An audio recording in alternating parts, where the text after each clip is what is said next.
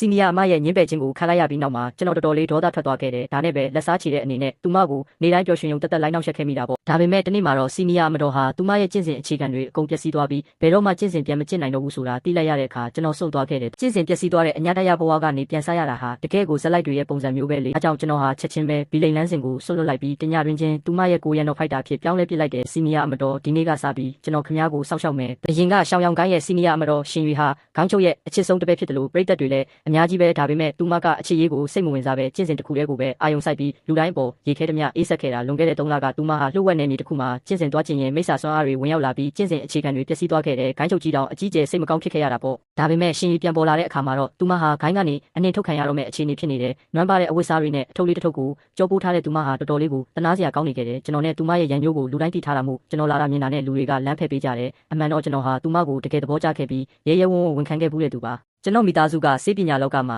နာမည်ကျော်တာမို့ကျွန်တော်လည်းတော်တော်လေးကိုယုံကြည်မှုရှိခဲ့ပေမဲ့သူမရဲ့အပြည့်ညင်းတာကိုခံလိုက်ရတဲ့တကိုင်းလုံးရဲ့လှောင်ပြောင်မှုကိုခံလိုက်ရတဲ့အတွက်အာဃာတနဲ့သူမကိုလိုက်နောက်ဆက်ခဲ့မိတာပါအဲ့ဒီအချိန်မှာပဲတိုင်းရင်ပြင်ကလူတစ်ယောက်ကကျွန်တော်ကိုလှမ်းခေါ်တဲ့ငါလုံးမကြော်ကြီးဒီကိုလာဦးမင်းအတွက်လက်စားချေဖို့အခွင့်အရေးရပြီးဟေ့ရှင်ရွေမင်းကိုအဆက်ခွဲခဲ့တာမှတ်မိသေးတယ်မလားကျွန်တော်ဟာရှင်ရွေစီကိုဖြည်းဖြည်းချင်းရှောက်သွားပြီးလှောင်ပြုံးလိုက်တယ်ဟောဒါကစီနီယာမတော်ပါလားဘလို့ဖြစ်လို့ဒီလိုအခြေအနေရောက်သွားရတာလဲမျက်နှာကအမာရုတ်ကလည်းတော်တော်နဲ့တာပဲကျွန်တော်ရဲ့စေပညာတွေ့ကြုံရဆိုရင်တော့ဒါကကုလို့မရနိုင်တော့ဘူးတကယ်ကိုနှမျောစရာပဲခံစားချက်ကင်းမဲ့နေတဲ့ရှင်ရွေဟာကျွန်တော်ကိုမုန်းတီးမှုအပြည့်နဲ့မောကြည့်လာတယ်မျက်နှာမှာအမာရုတ်ကြီးရှိနေပေမဲ့သူမရဲ့အလှကတော့ပျောက်ကွယ်မသွားသေးဘူးဘေးကလူတွေကလည်းငါလုံးမကြော်ကြီးသူအရင်ကမင်းကိုအထင်သေးခဲ့တာအခုတော့သူကမင်းကိုတော့မောမကြည့်နိုင်တော့ဘူးအရှုံးမပေးနဲ့ဦးသူမင်းကိုအဆက်ခွဲခဲ့တယ်လို့ပြန်လှုပ်လိုက်စမ်းပါလို့ဝိုင်းပို့နေကြတယ်ဒါပေမဲ့ကျွန်တော်ဟာအင်ဂျီလက်ထဲကနေတစ်တာလေးတစ်လုံးကိုထုတ်လိုက်တယ်အဲ့ဒါကတော့ပျက်စီးသွားတဲ့ကျင့်စဉ်အခြေခံတွေကိုကုသပေးနိုင်တဲ့ကျွန်တော်မိသားစုရဲ့ဘိုးဘွားအမွေနှင့်ယတနာစေလုံးပဲလူတွေအားလုံးကြောင်သွားကြတယ်ကြော်ကြီးမင်းလက်စားချေခြင်းရင်လည်းလှုပ်လိုက်လေဒါကဘာလဲ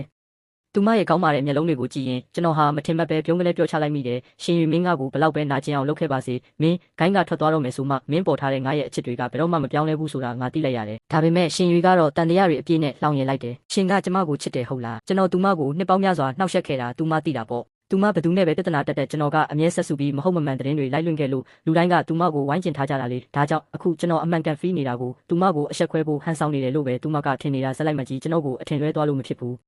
ဒါကြောင့်ဘာမှမစင်စားတော့ပဲသူမရဲ့လက်ကိုဆွဲပြီးစေးတစ်တာလေးကိုထည့်ပေးလိုက်တယ်ပြီးတော့အနုညံ့ဆုံးအတန်နဲ့ပြောလိုက်တယ်ရှင်ယူငါရင်ထဲမှာမင်းတယောက်ပဲရှိတာပါဒီနေ့ကစပြီးငါမင်းကိုကာကွယ်မယ်ဘသူကမှမင်းကိုရံမလို့စေရဘူးမင်းရဲ့ပျက်စီးသွားတဲ့ကျင့်စဉ်အခြေခံတဲ့မျက်နှာကအမာရွတ်အဲ့ဓာတွေကိုကုဖို့နီးလန့်ရှိပါတယ်ငါမင်းကိုကုပေးမယ်ငါကိုယုံပါရှင်ယူစွန့်သွားတယ်ကျွန်တော်ရဲ့လိန်ညာပုံဖော်တဲ့အရေးချင်းကတော့တကယ်ကိုအပြစ်ပြောစရာမရှိဘူးအရင်ကသူမညင်းခဲ့ပေမဲ့မရနိုင်တာကိုပို့လို့ချင်တာကလူတဘာဝပဲလေအချစ်ကနေအမုန်းဖြစ်သွားတာဆိုတဲ့စင်ကြေကလူတိုင်းလက်ခံနိုင်တာပဲပြီးတော့သူမတကိုးတွေပြန်ကြီးထွားလာတဲ့ခါကျရင်လေကျွန်တော်ကိုပြန်တက်ဖို့ခက်သွားပြီပေါ့အကိုရမဲ့ဇက်လိုက်မကြီးနောက်ခံရှိနေမှာတော့ဘသူကကျွန်တော်ကိုရန်လို့ရဲတော့မှလဲတွေးရင်းနဲ့တောင်ပြောစရာကြီးဗျာရှင်ယူကတော့ခေါင်းငုံပြီးစဉ်းစားနေပုံရတယ်ကျွန်တော်ကတော့ရှေ့တလန်တိုးပြီးမင်းဒီကိုင်းကနေမထွက်သွားချင်ဘူးဆိုတာငါသိပါတယ်လို့ဆက်ပြောလိုက်တယ်